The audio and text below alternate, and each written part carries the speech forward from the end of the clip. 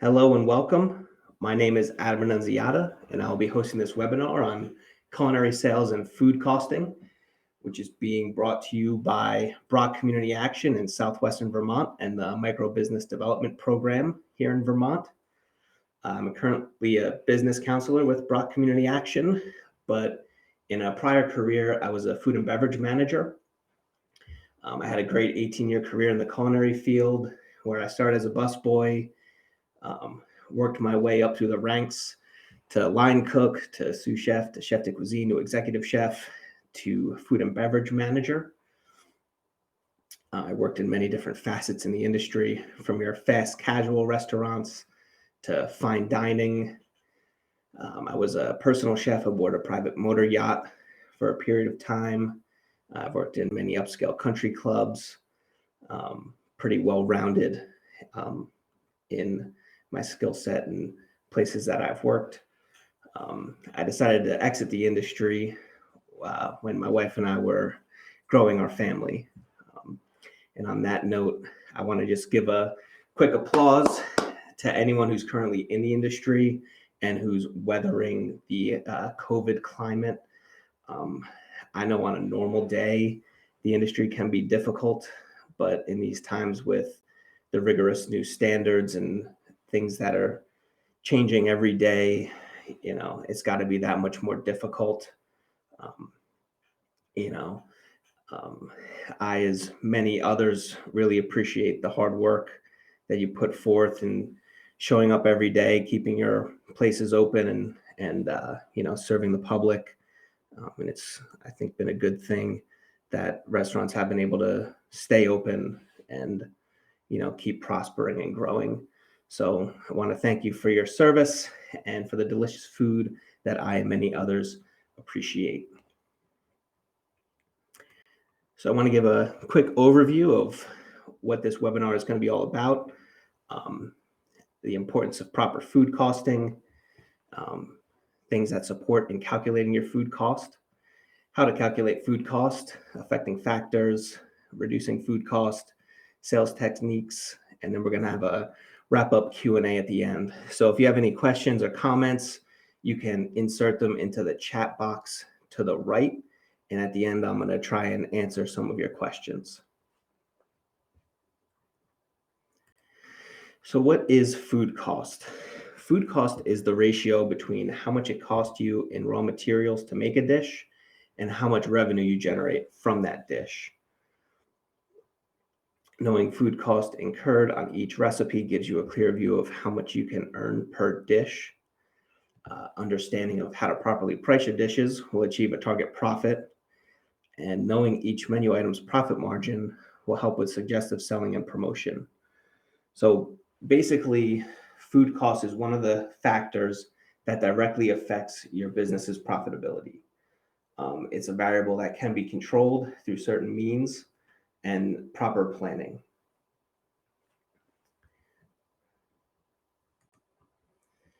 So supporting calculating food cost. Step one, as with any business, you should have a well-written, well-researched business plan. If you don't have a business plan that's written with 3 years worth of financial projections, call your local MBDP counselor and they can help you do that.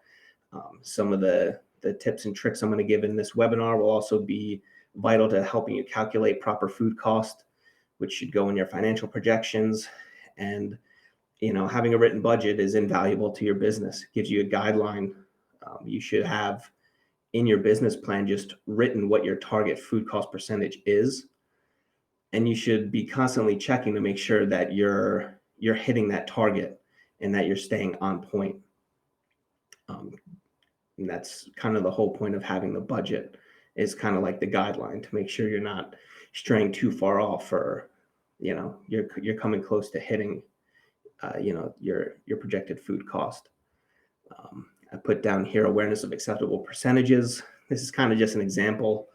A steakhouse typically will run a food cost percentage of 32%, where your Italian restaurant, where you serve mostly pastas, is probably going to have a lower target percentage of, I wrote 24%. That's probably a little low, but something to shoot for. it can be achieved for sure. Now you're always going to want to track your sales with a POS or point of sale system. Now, if you're not a restaurant, these are the examples I put down are restaurant POS systems for the most part. Aloha, Toast, Upserve. Basically, what you want out of a system like this is the ability to track sales on a per item basis.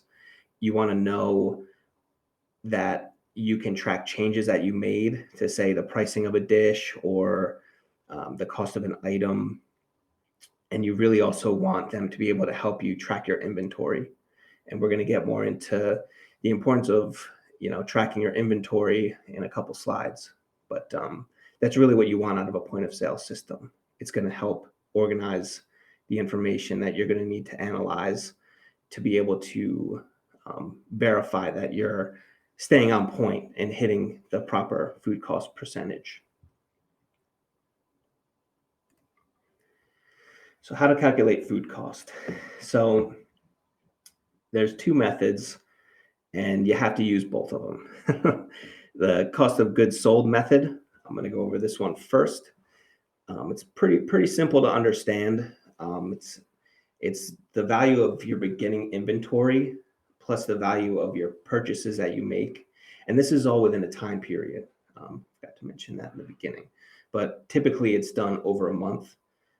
I've worked at places that did a deep inventory every week and some that just do them twice a month. But I think a 1 month inventory is pretty standard.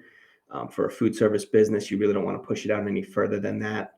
You got to keep in mind that you're dealing with perishable items, and doing a thorough inventory helps you know what you have on hand and, enables you to be able to see what product you're going through. So in order to calculate your cost of goods sold, simply you're going to take the value of your beginning inventory, say on the first of the month, plus the value of purchases that you made throughout that month. Then you're going to subtract the ending inventory value, and that's going to give you your cost of goods sold. So in my example, I put down your beginning inventory is $20,000. You had $4,000 in purchases, and your ending inventory was $22,000. That would give you a cost of goods sold of $2,000 per month on food. So then to find your food cost percentage from that, you're going to divide your cost of goods sold by your total revenue for the period. So if your cost of goods sold was $2,000 and your revenue for the month was $6,500, dividing 2,000 by 6,500 gives you 0.3076. Multiply that number by 100, and your food cost percentage is 30.76%, which, based on your personal financial projections for your establishment, could be good or bad. And you'll know because you have that number written. Now, the cost by each recipe, this is a little bit different here and really should be done for every item that you're going to create. And I keep saying dishes, and I'm using this more in a restaurant context. However, this can be used for any establishment that makes any ready-to-eat foods, where you're taking a raw food product and turning it into something that you then sell. So for this example, costing by each recipe, I'm actually going to have this in a deliverable. This is just a clip of an Excel sheet that I created to help me find my food cost percentage easy. This will be emailed to you in a couple days after this webinar is published, so you all get a copy of this. This made it super simple for me. Just when I was calculating out a menu's food cost and each recipe, if you keep good notes and you keep a folder of all these sheets, somewhere on your computer, it then becomes really easy to see where your food cost is at. If you have to substitute something out, if you can't get brioche buns or you can't get romaine lettuce, you can easily substitute items in and out and still make sure that you're hitting the same food cost percentage. So I'm going to explain a little bit how this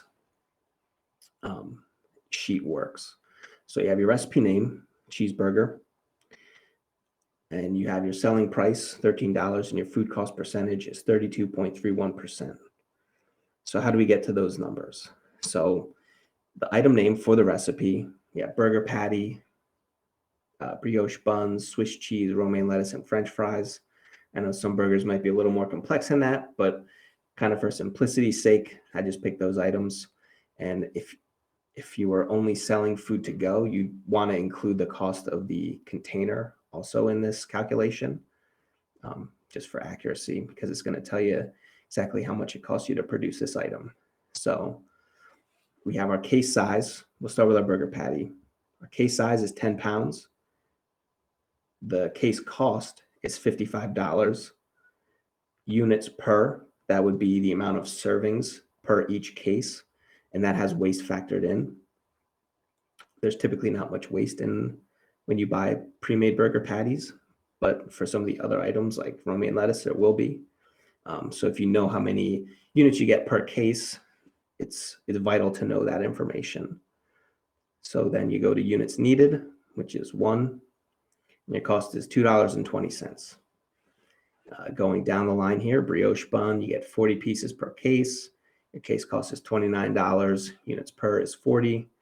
You need 1 unit, 73 cents.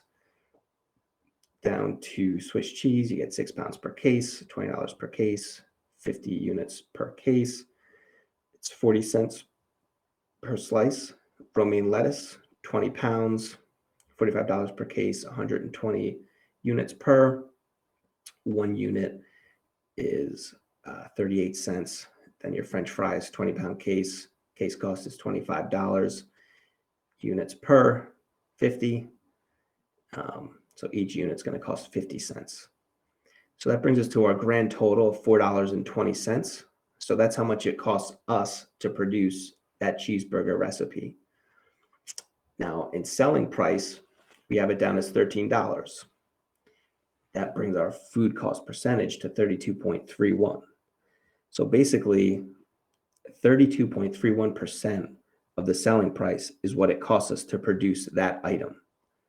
So if we were to adjust the selling price to $14, that would give us an even 30% food cost, and so on and so forth. The higher you go with your selling price, the better your food cost percentage is going to be, the lower it will be.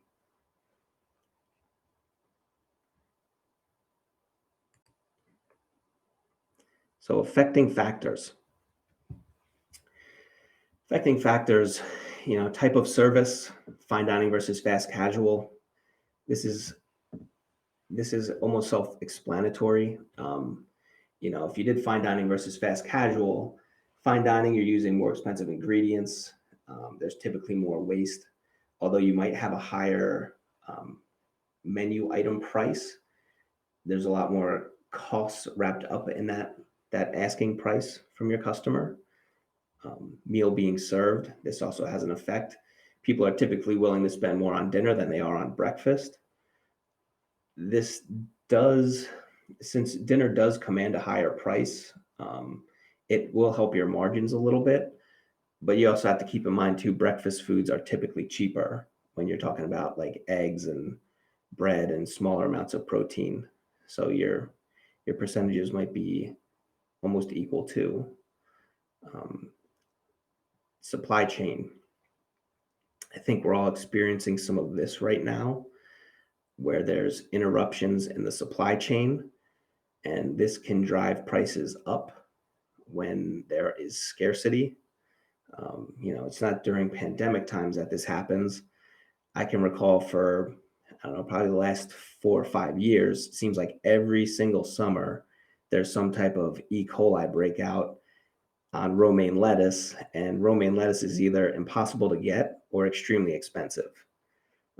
And these things happen, but if you keep good detailed notes on your recipe food cost, you can easily go in, write in a substitution, whether you're going to substitute the romaine for iceberg, or if you're going to put spinach on the burger, whatever it is, or you're going to switch the salad from a romaine lettuce salad to, you're going to use watercress or something, you can still make sure that you're hitting the right food cost percentage And it'll tell you if you need to, hike your price up a little bit for the substitution or if it's okay at where it's at.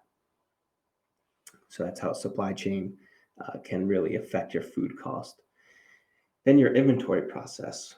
So the frequency at which you perform your physical inventory, even if you're tracking it with your POS system, um, it's going to tell you if you're going through the food items fast enough. And your ideal inventory amount is just the right amount to be able to make all the sales you have budgeted for with the amount of food that you have. I know that's pretty much, I don't want to say impossible, but it's extremely difficult to do that, to be able to sell every item that you've purchased, because there is always going to be some amount of associated waste, and food gets sent back and all that kind of stuff. But um, sometimes you might realize going through your inventory, you're just sitting on way too much inventory. And since we're dealing with a perishable item, even canned goods, they can sit for a certain period of time, but at the end of the day, they are still perishable.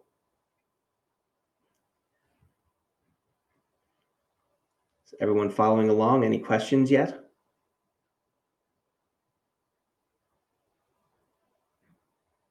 All right. All right. So now let's talk about reducing food cost. And I'm going to just say that technology and menu engineering techniques basically all come back to ways of reducing waste. So with technology, we already discussed how a point of sale system can help you with inventory management and tracking sales. Um, this will save you time in the long run if you have your inventory entered in through your POS system. Um, Same thing with menu engineering techniques, using sales report to find dishes that are stars or dogs. This is always important to know because maybe a recipe or a dish is or some item that you have is just not selling well. Um, it could be that the wording on the menu isn't appropriate. And if you just change some of the words on the menu, maybe that would make the dish sell better, or even where you place it on a menu, or items that it's placed around. This can really have a significant factor on a dish that might not sell too well.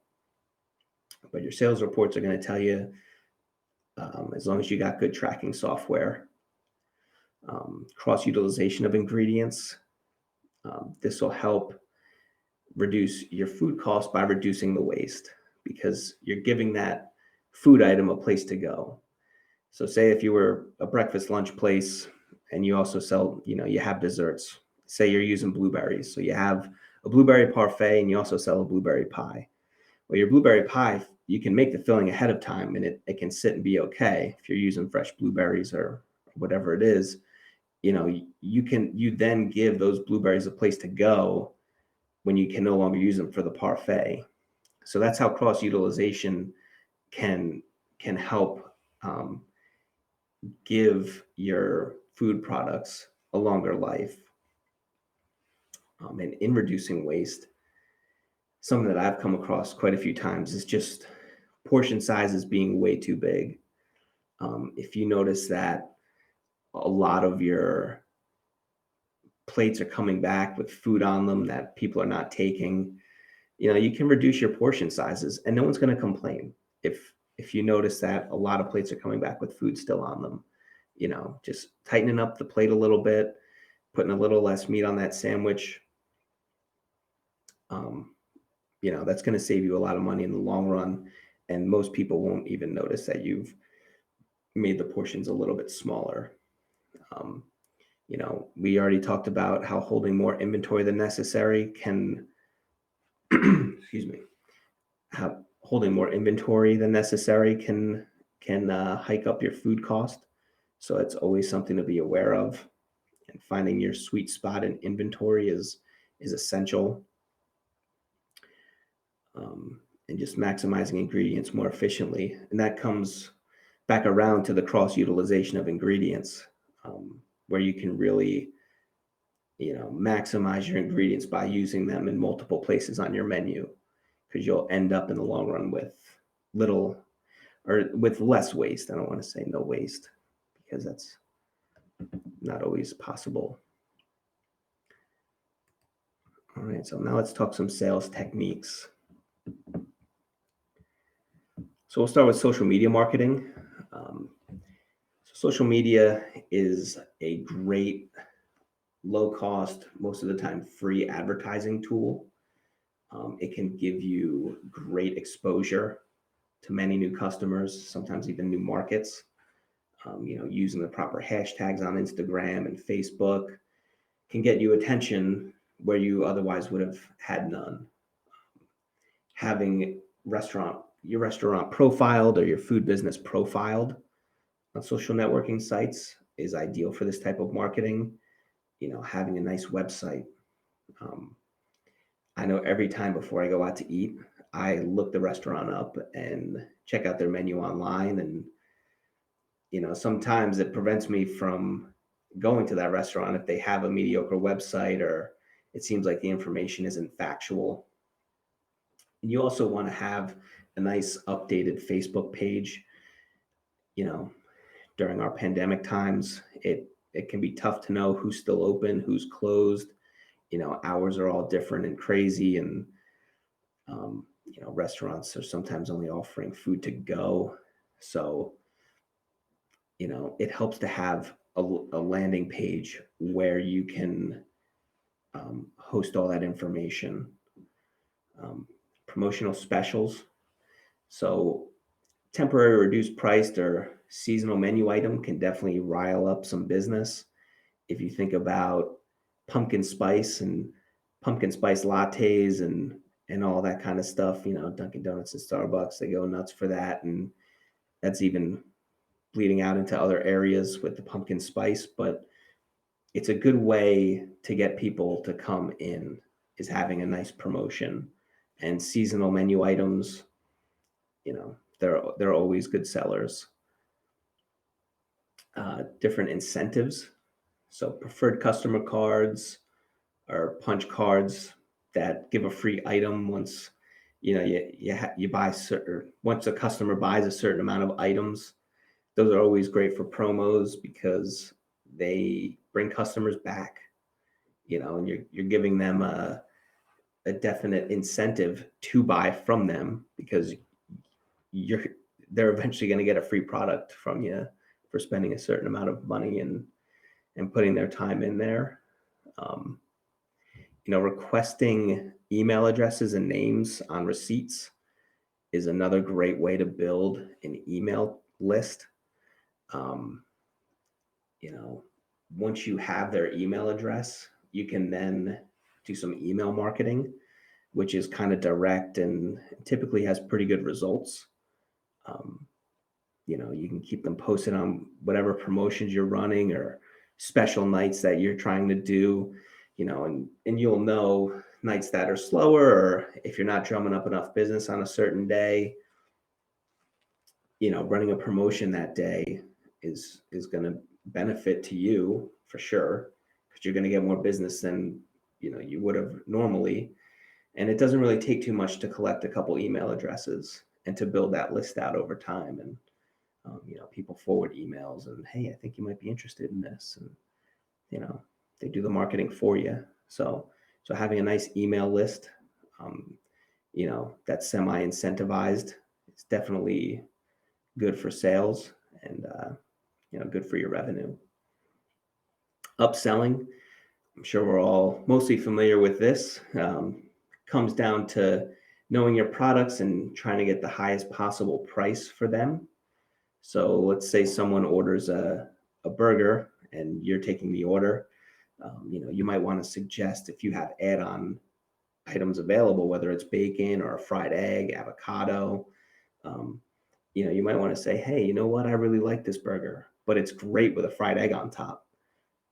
You might get them to get the fried egg on top, and then you're taking, the $13 burger that we discussed earlier, And if that fried egg costs $2, then you're getting $15 for that burger. And the egg doesn't cost you that much, an egg costs you what, 8 cents roughly. So you're getting a higher price, you're getting your checks up, you're bringing in more revenue. So upselling is definitely a great technique, and having available upgrades on your menu is also great. Great way to boost revenue.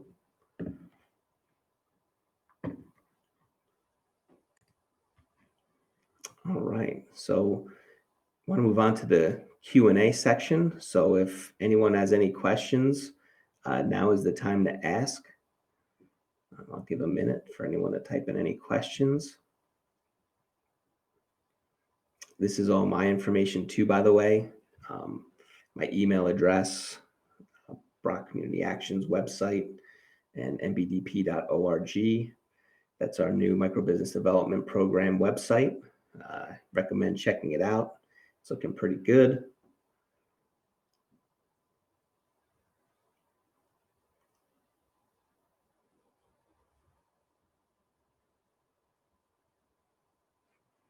Anyone have any questions?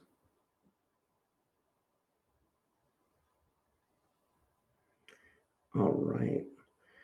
Well, if you have any specific questions relating to this webinar, you can reach out to me via email, annunziata@brock.org. Well, you posted. Nope, I didn't see your question, Val. I apologize. Would you mind typing it again?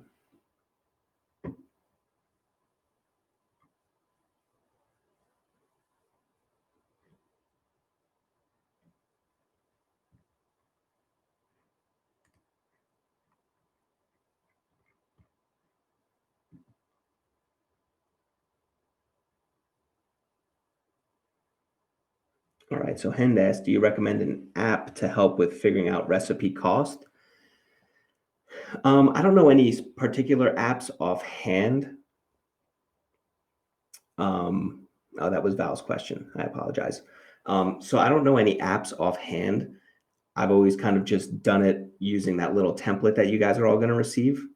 I'm sure there are tons of apps out there, and I know even some of the POS systems help with your food cost and recipe cost. You just have to get adequate data within them. How much certain things cost from certain vendors, and that will then you'll be able to get your food cost percentage out of it there. They also will track your inventory as you make sales. So some of this is all very intertwined, and it can be a bit cumbersome to set up at first, some of these POS systems, but the reality is that it saves you so much time and inevitably so much money by automatically updating your inventory, and you can compare your physical inventory to that inventory, and it's really it saves you time and money in the long run. So what fonts on a menu is more appealing? I mean, it kind of depends on the theme of your restaurant. I mean, you want something that's easy to read is really my only suggestion there, and something that kind of fits the brand of your restaurant. It's my tidbit there. Okay, so I see if you type on the chat board. Tell people to type on the chat board because the ask questions isn't working. Yeah, so if you just type your questions into the chat section, I'll be able to answer them better.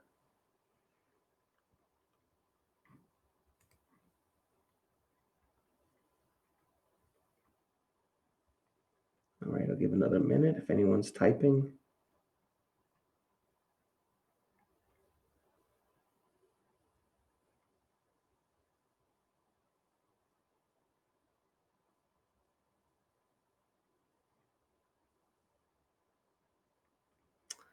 All right, if there's no more questions, I'll wrap it up.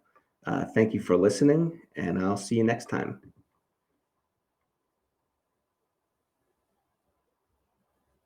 Oh, wait, hold on. There's one more question. In this climate, how viable do you think a mobile business would be? That is a great question. Thank you for asking that. I think very viable. I think that a mobile business, I assume you're talking probably about a food truck. I think that's going to kind of be not the new wave of the future. I mean, it's already kind of here, but I think that's going to become more widespread. And I think a lot more people are becoming comfortable with ordering food out of a truck and taking it elsewhere to eat or sitting at picnic tables. But I think that you're going to see a lot more of that in the future. So thank you for that question, Ethan.